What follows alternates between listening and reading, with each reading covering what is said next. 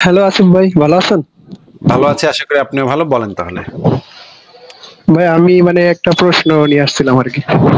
হ্যাঁ, বলেন। ওই সূরা তাহমিমের যে তাফসীর আছে না? সূরা তাহমিম না তাহরিম? ও তাহারিম, সরি আমার স্পেলিং এ একটু ভুল হইছে। হ্যাঁ। তো সেইখানে যে মানে এক ই সেখানে যে একটা ব্যাখ্যা দেয়া আছে যেখানে নবী মুহাম্মদ হাফসার বিছানায় মারিয়া কিফতিয়ার সাথে শারীরিক সম্পর্ক করে, তাই তো? হুম, হুম। হ্যাঁ, হ্যালো? বলেন। হ্যাঁ, হ্যাঁ, বলেন। হ্যাঁ, তো সেখানে বলা তো আছে, এটা পুরোপুরি বর্ণনা আছে। আমি আপনার ওয়েবসাইট থেকে পড়লাম। তো সেখানে তো এমন তো কিছু বলা নাই যে এই হাদিস গ্রহণযোগ্য নেই বা এখান থেকে চাইলে এই তাফসীরটা বাদ দিতে পারবে, তাই না? আ বিষয়টা হচ্ছে যে ভাই, পুরা হুম, জিনিসটা যদি আপনি ভালো করে পুরাটা পড়েন, এই সূরা তাহরিমের ৩ নাম্বার আয়াত, ৪ নাম্বার আয়াত শুদ্ধ যদি পড়েন, তখন ২ টা হুম। ঘটনার কথা জানা যায়। এই ঘটনাটার পেছনে ২ টা প্রেক্ষাপট জানা যায়। একটা প্রেক্ষাপট হইলো মুহাম্মদ হ্যাঁ, একবার মধু খাইছিল একটা, হ্যাঁ, হ্যাঁ, হ্যাঁ। খায়া মধু খায় তারপরে হইতেছে বউয়ের কাছে গেছে। আর বউ এর মুখের থেকে গন্ধ পাইছে। এখন বউ কয় যে তোমার তো আমি না করছিলাম মধু খাইতে, তুমি মধু খাইছো কেন? এই নিয়ে একটু একটু কথা কথা ইয়া হয়। তখন মোহাম্মদ কইছিল যে আচ্ছা আর মধু খামো না আমি, যাও যাও আর মধু খামো না। তারপরে এই জিনিসটা ফয়সালা হয়ে যায়। কিন্তু এই মধু খাইছিল যে এটা আবার আরেক বউরে বইলা দেয়। আর এই মধু খাওয়া নিয়ে মুখে একটু গন্ধ হয়েছে, একদিন মধু খাইছে, মধু খাওয়া নিয়ে মুখে একটু গন্ধ হয়েছে। এইটা হইতেছে একটা একটা কারণ। হ্যাঁ, এই সূরাটা নাজিলের। আরেকটা কারণ হইতেছে যে মোহাম্মদ আহ হাফসারে বাপের বাড়ি পাঠাইয়া মারিয়া কিপ্তিয়ারে নিয়া হাফসার বিছানায় উইঠা ডিং ডং করতেছিল। ডিং ডং মানে কি আপনি বুঝালন? হ্যাঁ, লুডো খেলতেছিল বা ডিং ডং করতেছিল বা ঘপাঘপ করতেছিল, যাই যাই হোক কিছু একটা করতেছিল, খুবই ইম্পর্টেন্ট একটা কাজ করতেছিল। এই সময় হাফসা আবার বাসায় ফিরে আইসা দেখে যে নবী তো তার বিছানায় মারিয়া কিপ্তের নিয়ে খুবই ব্যস্ত আছে, খুবই মশগুল আছে। হাই হাই, এটা দেখা তো হাফসা গেছে চেতা। তখন নবী বাইরে কইছে যে তুমি এই কথা কাউরে বইলো না, বললে তো আয়সারে বললে তো আয়সা চেতে যাবে। এখন তুমি এই কথা করে বইলো না, গোপন রাখো। এইটা নিয়ে আবার হাফসা গিয়ে আবার আয়সারে বলে দিছে, এইটা নিয়ে বিরাট গ্যাঞ্জাম। পরিবারের ভিতরে বিরাট গ্যাঞ্জাম, সবাই মিলা তেলে বেগুনে জ্বলে উঠছে, হাউকাউ মারামারি চিল্লাচিল্লি। এন্ড মোহাম্মদ গেছে চেইতা যে আমি দাসী লাগামুই লাগামু। তো এইটা হইতেছে আরেকটা ঘটনা, আরেকটা প্রেক্ষাপট। হ্যাঁ, এই দুইটা প্রেক্ষাপটকে আমরা যদি কম্পেয়ার করি, তাহলে আপনি আমাদেরকে বললেন যে কোন প্রেক্ষাপটটা আপনার কাছে সঠিক মনে হয়। আমি আয়াতটা বের করতেছি যে আমি আয়াতটা ভালো করে বের করি, তারপরে আমরা আয়াতটা সামনে রেখে তারপরে আমরা এটা নিয়ে আলোচনা করব। দেখি দেখি যে এই কোন প্রেক্ষাপটটা কি মনে হয়। হ্যালো জি ভাই, আমি আমি আমি একটু অ্যাড করে দিই। একটু দাঁড়ান, আমি আগে আয়াতটা বের করি। সূরা তাহরিমের ১ নাম্বার আয়াত থেকে ৪ নাম্বার আয়াতটা পর্যন্ত সবগুলো আমরা একটু মনোযোগ দিয়ে পইরা তারপরে আপনারে আমি জিজ্ঞেস করতেছি যে ঘটনাটা কি হইতে পারে। এই যে সূরা তাহরিমের ১ নাম্বার আয়াত, আর একটু বড় করে দিই যেন ভালো করে দেখা যায়। মাশাআল্লাহ, এবার খুব সুন্দর দেখা যাচ্ছে। আলহামদুলিল্লাহ, খুব সুন্দর দেখা যাচ্ছে এখন। নাকি ভাই, খুব সুন্দর দেখা যাচ্ছে না? ফকফকা, কত সুন্দর হাতের লেখা। সজীব মোল্লা ভাই আনমিউট করে বলেন। জি ভাই, দেখা যাচ্ছে। কি সুন্দর। সূরা তাহরিমের ১ নম্বর আয়াত। ১ নম্বর আয়াত হইল, হে নবী, আমি তোমার জন্য যে হালাল আল্লাহ তোমার জন্য যে হালাল করেছেন, তোমার স্ত্রীদের সন্তুষ্টি কামনায় তুমি কেন তা হারাম করছো? আর আল্লাহ অতীব ক্ষমাশীল, পরম দয়ালু। আচ্ছা, এটা যদি মধুর কথা বইলা থাকে, আল্লাহ পাক যদি এখানে মধুর কথা বইলা থাকে, তাহলে দেখেন এই ৩ নাম্বার আর ৪ নাম্বার আয়াত এবার আমরা পড়ি। আর যখন নবী তার এক স্ত্রীকে গোপনে একটি কথা বলেছিলেন, অতঃপর যখন সে স্ত্রী অন্যকে তা জানিয়ে দিল, আর আল্লাহ তার নবীর কাছে এটা প্রকাশ করে দিলেন, তখন নবী কিছুটা তার স্ত্রীকে অবহিত করলো আর কিছুটা এড়িয়ে গেল। যখন সে তাকে বিষয়টি জানালো, তখন সে বলল, আপনাকে এ সংবাদ কে দিল? সে বলল, মহাজ্ঞানী ও সর্বজ্ঞ আল্লাহ আমাকে জানিয়েছেন।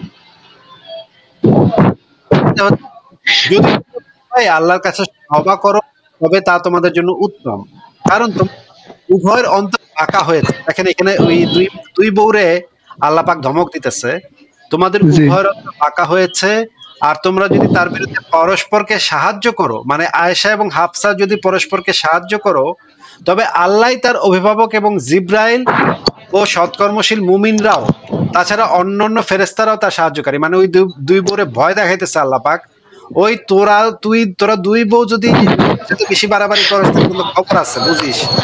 আমরা কিন্তু সবাই একসাথে আছি, নবীর পিছনে আমরা সবাই আছি, সব ফেরেশতা হুম, বাহিনী, সব মুমিন, আমি আল্লাহ পাক আমিও আছি আল্লাহ আমার নবীর পিছনে। তোরা কিন্তু নবীর সাথে বেশি বাড়াবাড়ি করিস না, তোরা দুই বউ কিন্তু বেশি বাড়াবাড়ি করতেছস। হে নবীর বউ, দুই বউ, তোরা কিন্তু বেশি বেড়ে গেছস। হ্যাঁ, আচ্ছা 5 নম্বর আয়াতে কি বলা হচ্ছে দেখি। সে যদি তোমাদেরকে তালাক দেয়, তবে আশা করা যায় তার রব তোমাদের পরিবর্তে তোমাদের চাইতে উত্তম স্ত্রী তাকে দিবেন, যারা মুসলিম, মুমিনা, অনুগত। আচ্ছা এই আয়াতগুলো পড়লে তো পরিষ্কার ভাবে বোঝা যাচ্ছে যে আল্লাহ পাক তার নবীর দুই বোরে ভালো রকমের ধমকাইছে। ওই তোরা যদি নবীর সাথে বেশি বাড়াবাড়ি করস তাহলে কিন্তু খবর আছে বুঝিস, তোরা কিন্তু ফাইরালামু। আমার সব জি ফেরেশতা, সব মুমিন, সব জিব্রাইল সব কিন্তু নবীর পিছনে আছে, তোরা কিন্তু সাবধানে যা। হ্যাঁ, আয়েশার মানে হাফসা, তোরা কিন্তু বাড়াবাড়ি করিস না, নবীরে কিন্তু খোঁচাইস না, নবীরে যা করতে চাইতেছে নবীরে করতে দে। এটা তো এখান থেকে এবং তোরা যদি এটা না করস, তোরা যদি নবীর কথা না মানস, তাহলে কিন্তু তো করে তালাক দিয়া নবী কিন্তু আরো উত্তম স্ত্রী আনবো, এগুলো কিন্তু আরো অনুগত হইব, আরো ভালো হইব, নবীর কথা মানবো। এখানে তো পুরো পরিষ্কার বোঝা যাচ্ছে যে এখানে আল্লাহ খুবই চেতা গেছে নাকি ভাই? জি ভাই, আরেকটা জিনিস এখান থেকে বোঝা যাচ্ছে এবং ভাই, যে মানে নবীর স্ত্রীগণ তো প্রচুর বিরক্ত ছিল তার এই যে উন্মাদ যৌনচার নিয়ে আর কি। হ্যাঁ, এটাও বোঝা যাচ্ছে নবীর উন্মত্ত যৌন খেলা মানে দেখা। তারা যে খুশি ছিল না, মানে তারা যে অসন্তুষ্ট ছিল, তা তো মানে এই আয়াতগুলো থেকে পরিষ্কার হয়। আয়াত থেকে আমাদের আর তাফসিরে যাওয়ানোর দরকার নেই ভাই, এই আয়াত থেকেই সবকিছু পরিষ্কার হয়ে যাচ্ছে যে এখানে আল্লাহ পাক নবীর ওকালতি করতেছে, নবীর পক্ষ নিয়া নবীর বিবিদের শাসাইতেছে যে ওই তোরা যদি কিছু মানে বাড়াবাড়ি করস, নবীরে দাসীর সাথে কাছে যাইতে দেশ না, তোরা যদি দাসী। এখন দেখেন আপনি কি মনে করেন যে এটা কি মধু পান নিয়ে কি এত কাইজ্জা কেচাল, ঘরের ভিতরে এত কাইজ্জা কেচাল, যে মধু খাওয়া, মুখে একটু মধুর গন্ধ হয়েছে, এটা নিয়ে কি এত কাইজ্জা কেচাল হওয়া সম্ভব ভাই? জি না ভাই, এটা তো কোনোভাবে ইন্ডিকেট করতেছে না। নবী নাকি একটু মধু খাইছে, মুখে নাকি একটু মধুর গন্ধ আসছে, এটা নিয়ে নাকি দুই বউ কাইজা কেচাল, এখন তালাক তালাক দিয়ে দিব, ও সব বিবিরা তালাক জি দিয়ে ভাই, দিব। আরেকটা ঘটনা ঘটছে এখানে, শুনে নি হ্যাঁ, ভাই। তো হ্যাঁ বল। আপনারই একটা লাইভে মানে মুশফিক মিনার নামে একজন মানে ইসলামিক স্কলার আছে না, মানে আমি জানি না তেমন একটা, বাট অনেক আগে দেখতেছিলাম যে আপনার সাথে মানে সেই বিষয় ঘটনাটাকে মানে স্বীকার করছে, ঠিক আছে, যে হ্যাঁ এমন একটা ঘটনাই ঘটছে, সে মানে অস্বীকার করে নাই। তো না না, কালকে না ভাই মুশফিক মিনার যদি একলা থাকে তাহলে অস্বীকার করব, কিন্তু যদি আমার সামনে থাকে তখন কিন্তু অস্বীকার করতে ওর মানে কিন্তু খবর আছে, ও কিন্তু অস্বীকার তখন করতে পারবে না, তাই না? তো কালকে কালকে শুনুন কি বলতেছে, এটা নিয়ে বলতেছে না এটা আমি কখনো স্বীকারই করিনি, হয়তো আসিফ আমার মানে ট্যাপে ফেলছে, আপনি নাকি প্রশ্ন করে ট্যাপে ফেলছেন, সে নাকি হু হা কিছু একটা হয়তো বলছে, আপনি নাকি কাইটা কুইটা ওইটা বসাই দিয়েছেন। ও, শুই না ভাই, এত মানে হাসি পাইছে কালকে, যে মানে তার প্রতি অনেক সম্মান ছিল, ঠিক আছে ভাই, তাও মানে কালকে উঠতে গেছে। আমি ট্যাপে পালা করে কেটে কেটে বসাই দিচ্ছি। আরে বেচারা, তাহলে আরেকবার এসে সে আমার বলা যাক যে সে আসলে আর কি ভাই তারা বুঝাইতে তো অনেক চাচ্ছে। ঝাড়ছে, মানে মানে তার সাথে যে মানে সহযোগী যারা আছে তারা প্রচুর ঝাড়ছে, যে আপনি নাকি কোথায় কি স্বীকার করে আসছেন, সবাই এসে শুধু আপনাকে টানতেছে, ঠিক আছে, মানে সে মারাত্মক চাপে আছে দেখলাম, সেও খুব মানে সে কালকে স্বীকারও গেছে যে আমিও কিছু ভুল করছি, ঠিক আছে, আরে মানে এইভাবে বলে বেচারা। নাই যে এই বিষয়টাই ভুল করছি, কিন্তু সে মানে স্বীকার করছে যে আমিও ঠিকঠাক মতো বিষয়গুলো এক্সপ্লেন করতে পারিনি, ঠিক আছে, মানে ওই যে স্বীকার হয়ে যাইছে, সেটা মানে তার নিজের কাছে ভালো লাগতেছে না এখন। আরে বেচারা রে, আপনারা সবাই মিলা বেচারা এমন মানে তবে ভাই সে বানাইতেছে। সে আর কি ভদ্রলোক, সে কোনো মানে অতটা মানে বিশেষ করে মানে মমিনদের মধ্যে যে মানে বিশৃঙ্খল ভাই, লাইভ করে শুধু গালাগালি মারামারি কাটাকাটি, কোনো রেফারেন্স এর কোনো বালাই নাই, বুঝছেন ভাই, পুরো মানে আউলা তাউলা, কে দেখে তাদের লাইভ, মানে আমি হ্যাং হয়ে যাই। তাও আমি মাঝে এটা কোন ঠিক ভুলে বলছেন, আমি মানে দুই একটা এটা ঠিক দেখছিলাম বলছেন যে যে মানে সে বিনোদন নেওয়ার জন্য আর কি দেখা যায়। অন্যদের থেকে একটু সে ভদ্র, হ্যাঁ, অন্যগুলার অন্যদের যে থেকে সে অবস্থা, একটু অন্যগুলার অনেক যে অনেকটা আর অবস্থা কি ভাই। ভদ্র আর কি।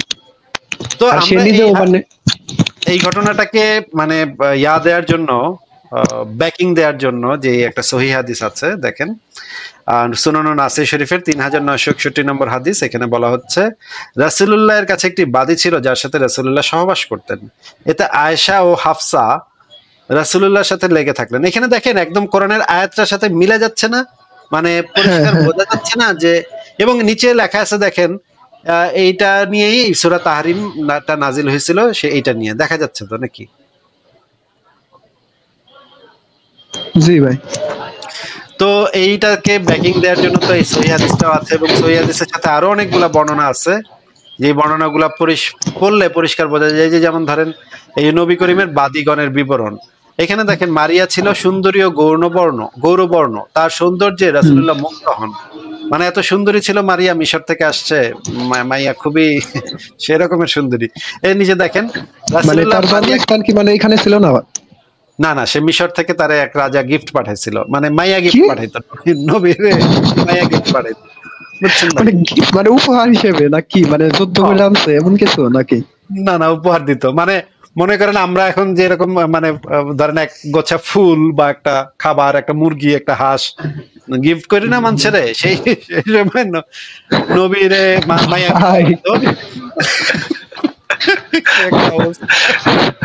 আচ্ছা ভাই, তার আমার এখানে একটা প্রশ্ন আসলো যে ওই রাজারা তো মানে তার থেকে অনেক দূরে অবস্থান করতো, তারা মানে কিভাবে তার মানে স্বভাব চরিত্র সম্পর্কে এইভাবে জানতে পারলো যে কি জিনিস দিয়ে তাকে দুর্বল করা যাবে? সেটা তো নিশ্চয়ই কাউরে জিজ্ঞেস করছে যে যে এইখানে একটা নবী নাজিল হয়েছে, এই নবী কি পছন্দ করে। যেমন ধরেন ভাই, আমরা যদি কেউ গিফট দিতে চায়, তারা তো সব ঘটনাকে স্বাভাবিক করার চেষ্টা করে। ওই জামানায় কি এমন কোনো মানে প্রচলন ছিল যে এমন মেয়ে গিফট করতো? তো তার মধ্যে সে মনে হয় একটা কি দোষ কাফের করতো? ওই রাজা নিশ্চয়ই বুঝছে যে এই বেটারে কি দিলে সে সবচেয়ে খুশি হইব। বেটা নিশ্চয়ই বুঝছে, রাজা নিশ্চয়ই বুঝছে যে এই নবীর যে চরিত্র শুনলাম, এর তো একটা জিনিস দিলে সবচেয়ে খুশি হইব। এটা হলো মাথা ঠান্ডা। মাথা ঠান্ডা। আমারে যেমন মনে করেন, আমারে যদি গিফট দিতে আসেন, আমি কমু যে আমার জন্য গিফট আনলে আপনি একটা হুইস্কি শিবাস্টিগেলের বোতল নিয়ে আইসেন ভাই, যেমন আমার এটা খাইতে ভালো লাগে। হ্যাঁ, আমি শনিবার রাতে একটু খাই। এটা এক একজনের এক একটা জিনিস পছন্দ।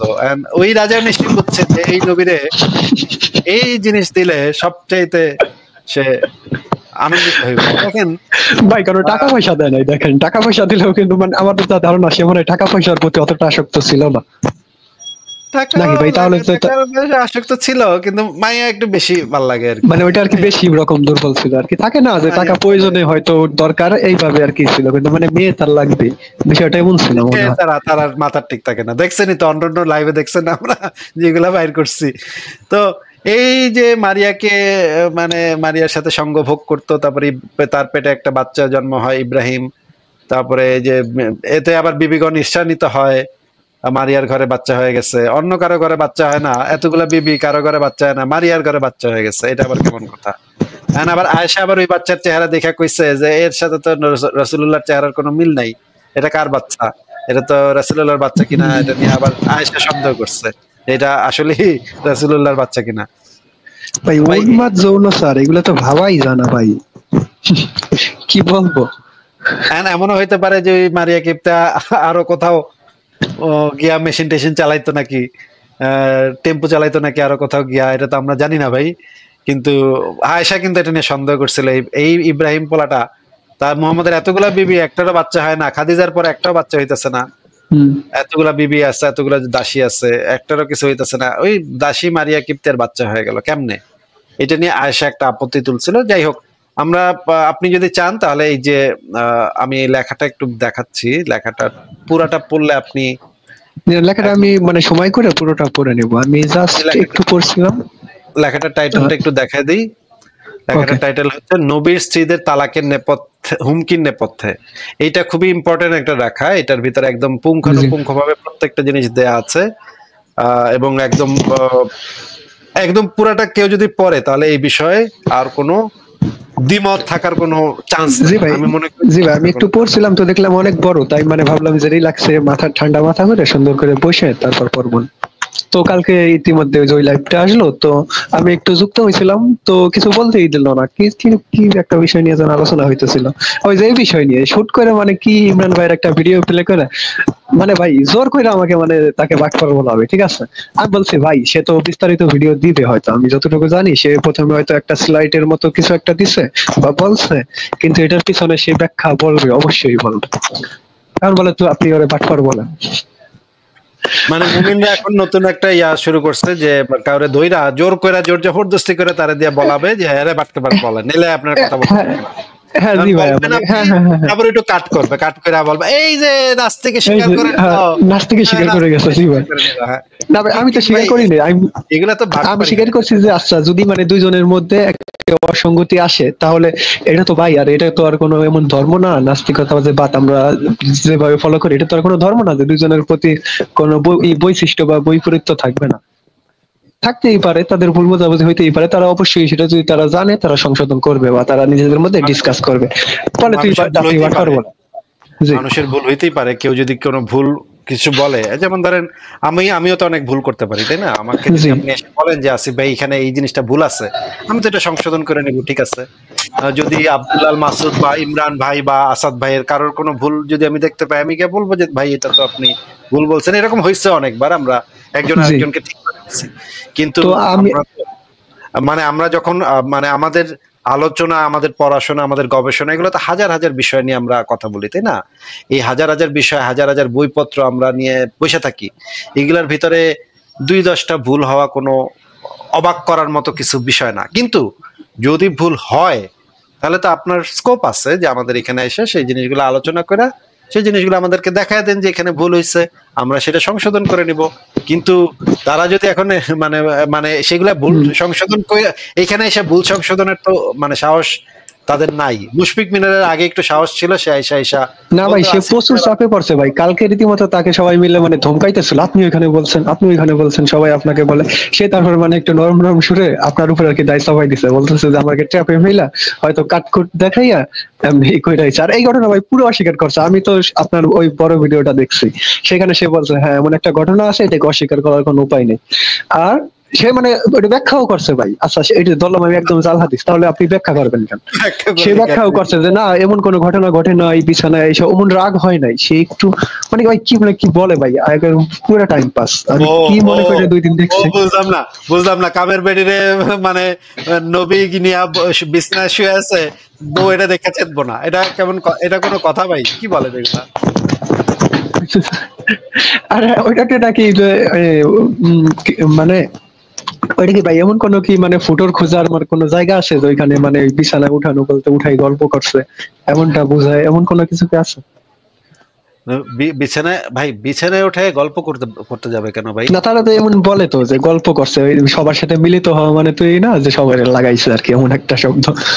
ও মানে হাফসা যখন বাইরে গেছে তখন মোহাম্মদ মারিয়ারে বিছনার উপরে নিয়া দুজন মিলে গল্প গুজব করতেছিল, আর কিছু করতেছিল না। ও আচ্ছা ভাই, বুঝছি। এইটা থ্যাংক আবার ইউ ভাই। তারা অন্য অন্য একটা বিষয় দিয়ে মিলায় যে সে নাকি প্রতি রাতে নাকি বিশেষ একটা সময় 11 জন মানে 9-11 জন বা 9 জন স্ত্রীর সাথে নাকি মিলতো। তো মিলিত হওয়া মানে ওইটা মানে আপনারা যেটা আমরা যেটা দেখেন বুঝাইতেছি। দেখেন ভাই, আমরা কত ভুলের ভিতরে ছিলাম ভাই, আমরা কত উপরের ভিতরে ছিলাম ভাই। বেচারা একটু দাসিরে নিয়ে একটু বিছনায় উইঠা একটু গল্প করতেছিল ভাই। ওরা ওই যে হুম। এমনও তো হইতে পারে ওরা এক্কা দোক্কা খেলতেছিল, লুডো খেলতেছিল। এটাও তো হইতে পারে সাপ লুডো খেলতেছিল নিশ্চয়ই। এই তুমি তুমি দান দাও, দুইজন মিলে এভাবে গল্প করতে করতে সাপ লুডো খেলতেছিল। এন্ড হাফসা এসে কয় এই তোমরা আমার রেখা সাপ লুডো খেলতেছো, এই নবী তুমি আমার রেখা, এই জন্য একটু না মানে গোসা করছিল, গোসা করে নাই, মানে এটা তো হালাল, গোসা করে নাই। ঠিক আছে ভাই, বুঝলাম জি ভাই, ভাই, আমার অনেক মানে জ্ঞান হইলো ভাই, আমি অনেক জ্ঞান পুরা প্রাপ্ত বিনোদন হইলাম ভাই, ভাই। আমার মনে হয় যে এখন মানে সবার আপনার লাইফ রেখে তাদের লাইফ দেখতে হবে, মানে এতটা বিনোদন মানে যদি কেউ পাইতে চায় যে এত ভুলভাল কথা মানে বলতে পারবে, ঠিক আছে, ভুলভাল মানে সগর্বে বলতেছে, বুক কুসুম হয়ে যায়।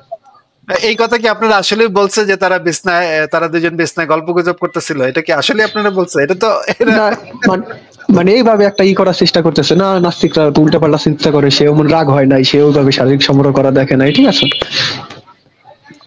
এমন কোনো ঘটনাই না। পরে তো সরাসরি অস্বীকার, পরে তো মুশফিক মিনার তো এখন সরাসরি এটাকে অস্বীকার করছে যে এমন কোনো মানে আছে, ঘটনা আছে, ওইটা নাকি ওই ইবনে কাসির তার মানে প্রথম পেজে নাকি ভাই যে লিখে রাখছে এখানে জাল জয়ীফ সব নাকি আছে হাসান।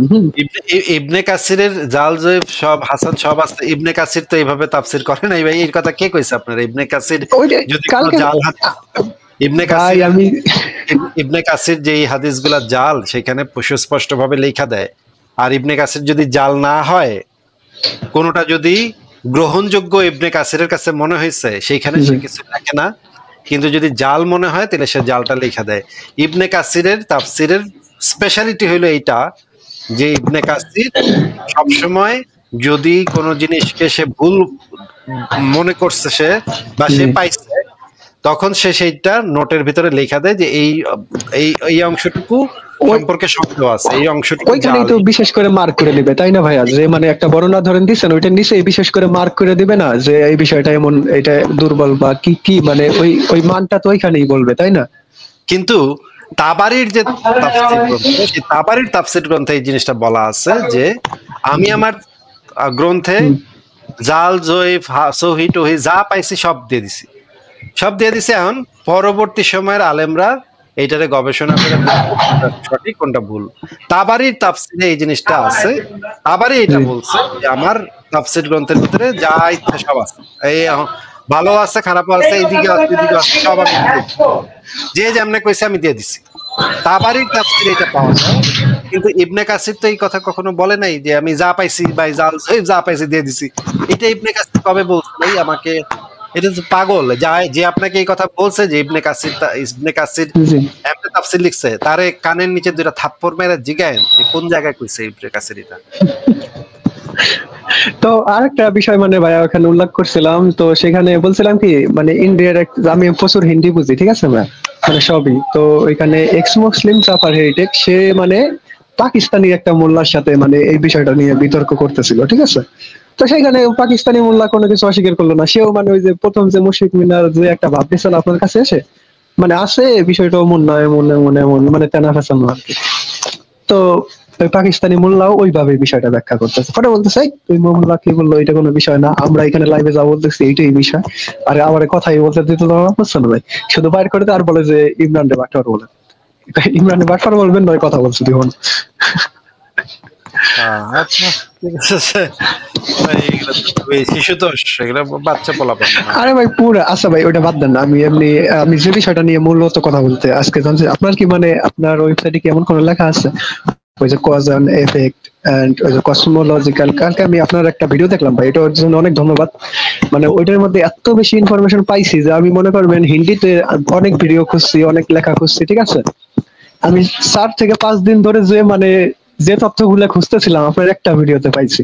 কসমোলজিক্যাল আর্গুমেন্টের বিষয়ে একটা ভিডিও বানাইছেন না আপনি কালাম?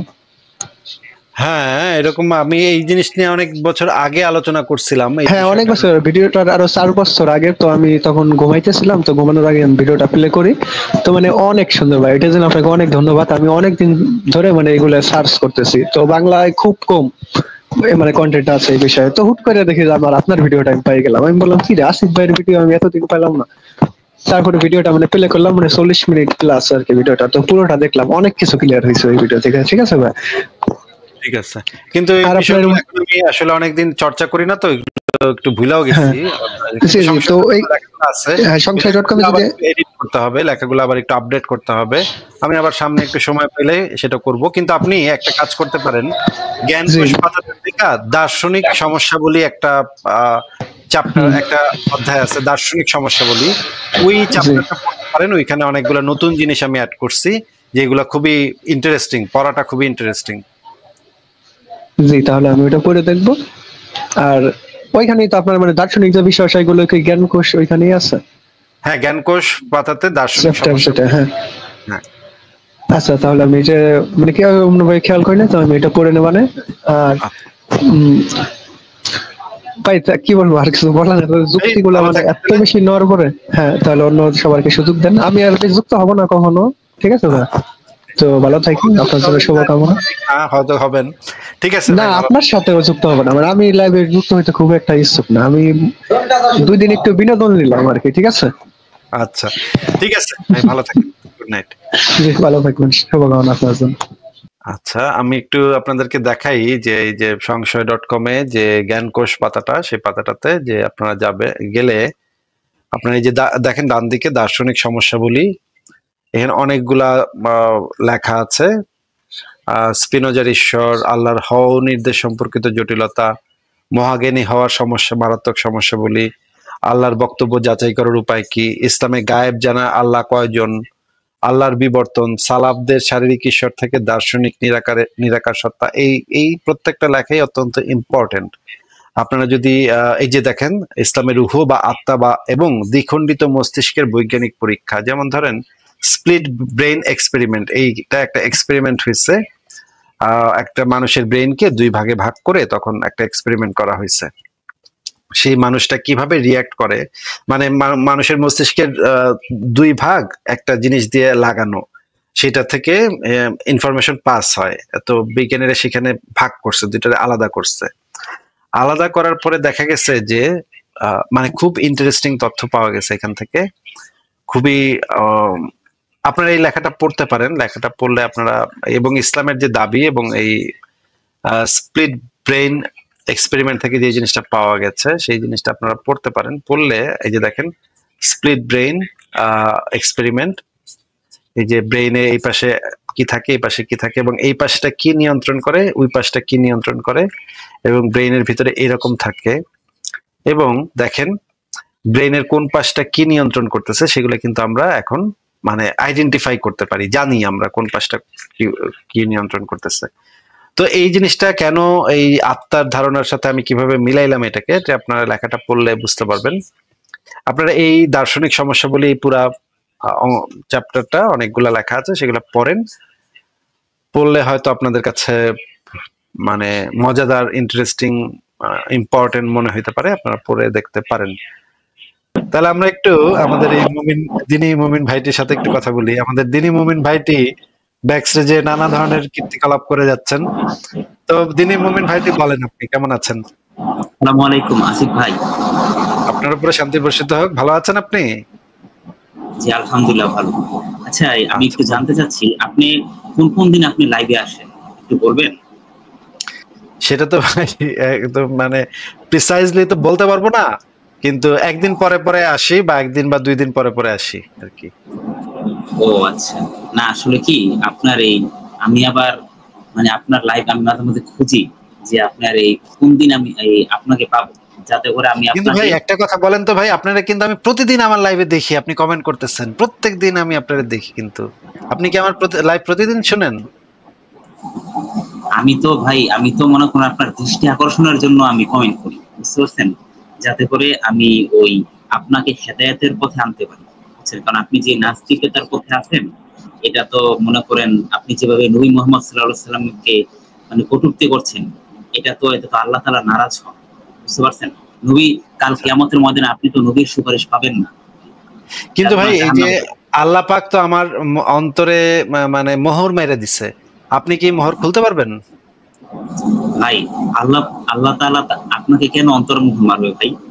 আল্লাহ কেন মারবে এটা তো ভাই আমি জানি না, এটা আল্লাহ পাকের ইচ্ছা ভাই। আল্লাহ পাক কোরআনে বলেছে আমি যাদের অন্তরে মোহর মেরে দিয়েছি তাদেরকে কোনো অবস্থাতেই আবার দিনের পথে হেদায়েতের পথে আনা সম্ভব না। আল্লাহ পাক আমার অন্তরে মোহর মায়ের একটা সিলগালা করে দিছে, আপনি একটা চুনোপুটি মানুষ, আপনি আল্লাহর উপরে পাকনামি করতেছেন। এসব বোঝার জ্ঞান আপনার হয়নি।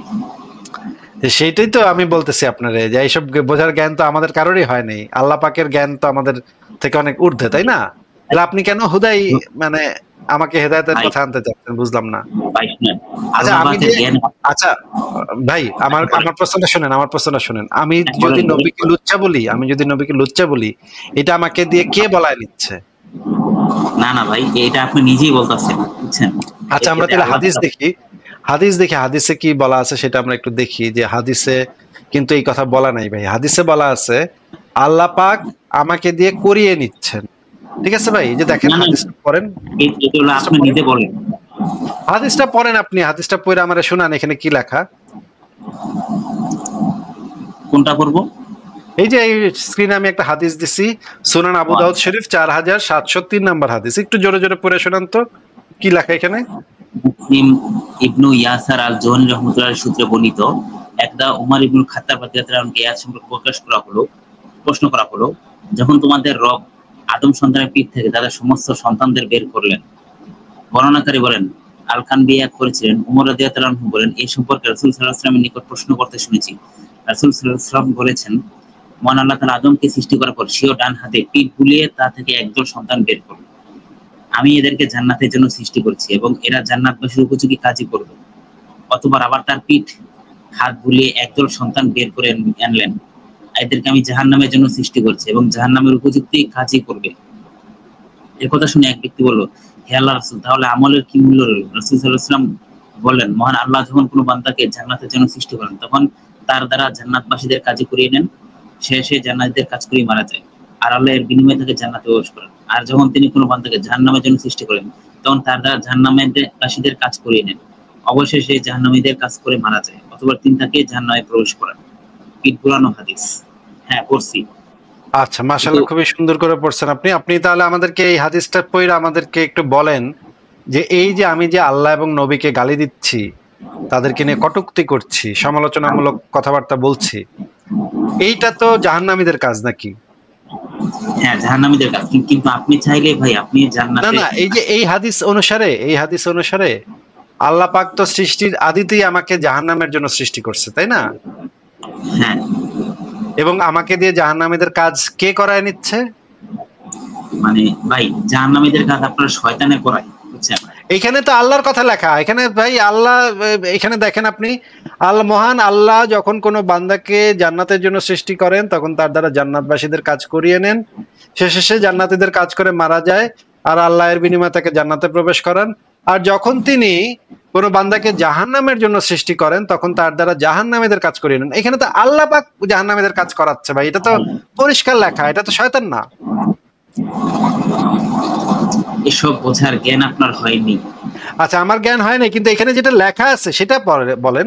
ভাই আমার মনে হচ্ছে কি এটা আসলে জাল হাদিস ভাই, বুঝছেন? এটা তো সহিহ হাদিস, শুধুমাত্র পিঠ বুলানো শব্দটা বাদ দিয়ে পুরো হাদিসটা আল্লামা নাসিরউদ্দিন আলবানী তাহকিক করে সহিহ গ্রেডিং দিছে ভাই। ভাই এটা হলো আপনার, এরা মনে ভাই এখন বর্তমানে এআই এর যুগ, বুঝছেন? এআই দিয়া সমস্ত হাদিস করা এডিট করা যায়, বুঝছেন? হাদিস এটা মনে হয় এআই এডিট করছে হাদিস নাকি? ভাই এখন তো ভাই এআই এর যুগ না, হয়তো মনে হয় এটা এডিট করা হাদিস আমার মনে হইতেছে। এটা যদি আমি সরাসরি বই থেকে দেখাইতে পারি তাহলে? ভাই বইয়ের ছাপাখানা তো ভাই ভুল হইতে পারে, তাই না? বইয়ের ছাপাখানা ভুল হইতে পারে। আচ্ছা, যদি সৌদি আরবের প্রিন্টের বই দেখাই তাহলে? আচ্ছা দেখান দেখি, সৌদি আরব তো নবী মুহাম্মদ সাল্লাল্লাহু আলাইহি ওয়াসাল্লামের জন্মস্থান, ওটাই দেখি। আচ্ছা, ওইটা কি ভুল হইতে পারে না? এআই সৌদি আরবের বই ইয়া করে ফেলাইতে পারে না নাকি? আরবি ভাষা মানে মানে এআই দ্বারা প্রোটেক্টেড, এআই থেকে প্রোটেক্টেড। ভাই আসলে কি আপনার মানে যেটা নবী মুহাম্মদ সাল্লাল্লাহু আলাইহি ওয়াসাল্লামের যেগুলো জন্মস্থান, ওইগুলা এআই সহজে কিছু করতে পারবে না। কিন্তু বিধর্মী যে সমস্ত রাষ্ট্র যার কিছু আছে ওগুলোর মধ্যে এআই হয়তো ক্ষমতা দেখাইতে পারে, বুঝছেন? এআই মানে মক্কা মদিনায় ঢুকতে পারবে না নাকি? ওইটাও আটকায় যাবে এখানে গেলে? আসলে সেটা না, মানে কারণ সৌদি আরব তো নবী মুহাম্মদ সাল্লাল্লাহু আলাইহি ওয়াসাল্লামের জন্মস্থান, তাই না? এই জন্য যে এআই এর সক্ষমতা হয়তো সৌদি আরবে নাও যেতে পারে, বুঝছেন? সৌদি আরবে ঢুকতে পারবে না। সেটা অবশ্য ঠিকই বলছেন আপনি, আপনার কথার সাথে একমত হচ্ছি। হয়তো উপায় নেই। শুনেন, নবী মুহাম্মদ সাল্লাল্লাহু আলাইহি ওয়াসাল্লাম হচ্ছে সর্বকালের সর্বশ্রেষ্ঠ মহামানব, বুঝছেন? উত্তম চরিত্রের অধিকারী, সর্বকালের সর্বশ্রেষ্ঠ মহালুচ্চা, তাই না? না না না। আচ্ছা, আপনি আমাদেরকে বলেন। আচ্ছা ঠিক আছে, আপনি আমাদেরকে বলেন, আপনি তো কোরআন হাদিস যদি পড়ে থাকেন আপনি বলেন যে আপনার নবী কয়টা বিয়ে করছে বলেন। উনি আসলে মানে 9টা বিয়ে করছে। 9টা না ভাই, মিছা কথা 9টা না, 36টার বেশি বিয়ে করছে। না না না না না, এটা হতেই পারে না। নবী মুহাম্মদ সাল্লাল্লাহু আলাইহি ওয়াসাল্লাম 36টা বিয়ে করতেই পারেন না। আচ্ছা আচ্ছা, দাসীর সাথে তো করতো নাকি নবী? আপনার নবী দাসীর সাথে? হ্যাঁ, আমি শুনছি যে ভাই আসলে আগের ভাই দাসীর সংজ্ঞা আপনার জানতে হবে। আগের যুগে ওই দাসী ওটা বৈধ ছিল, এই যুগে না, মানে এটা যে অবৈধ করে অবৈধ হইলো কবে থেকে? নবী কি অবৈধ করে দিয়ে গেছে? এটা হচ্ছে সবই উপর থেকে ফয়সালা হয়েছে ভাই। এই যে এই দলিলটা আমাকে একটু দেখান যে নবী কবে এই দাসীর সাথে করাকরিটা অবৈধ করলো, সেটা একটু দলিলটা দেখান ভাই। কে আইতাছি? ভাই নবী কবে এই জিনিসটাকে আল্লাহ এবং নবী কবে এই জিনিসটাকে অবৈধ করলো সেটার দলিলটা যদি একটু দেখাই দিতেন আমাদেরকে। এটা কোথায় পাইছেন? আসলে ভাই এটা মনে করেন হয়তো নবী মুহাম্মদ সাল্লাল্লাহু আলাইহি ওয়াসাল্লাম মৃত্যুর পরে হয়তো এটা মানে মানে ইয়া করে দিছে আর কি, যে এখন দাসীদের সাথে কিছু নবী মুহাম্মদের মৃত্যুর পরে তো কেউ অবৈধ করতে পারে না, নবী ছাড়া তো আর কারোর সেই এখতিয়ার নাই অবৈধ করার। আল্লাহ তাআলা সবকিছুই করতে পারে, বুঝছেন? মানে নবীর মরার পরেও একটা জিনিস বৈধ বা আবারও ওহী নাজিল করতে পারে, নবী মরার পরেও ওহী নাজিল করতে পারে আল্লাহ পাক। না না, দাস দাসী ইসলামী নিরুৎসাহিত করা হয়েছে, না বুঝছেন? না, সেটা জিজ্ঞেস করছি না। মানে নবী মইরা যাওয়ার পরেও আল্লাহ পাক আরো ওহী নাজিল করছে যেখানে কোনটা হালাল কোনটা হারাম এটা বলা আছে। ভাই ওহির পথ তো ভাই বন্ধ, তাই না?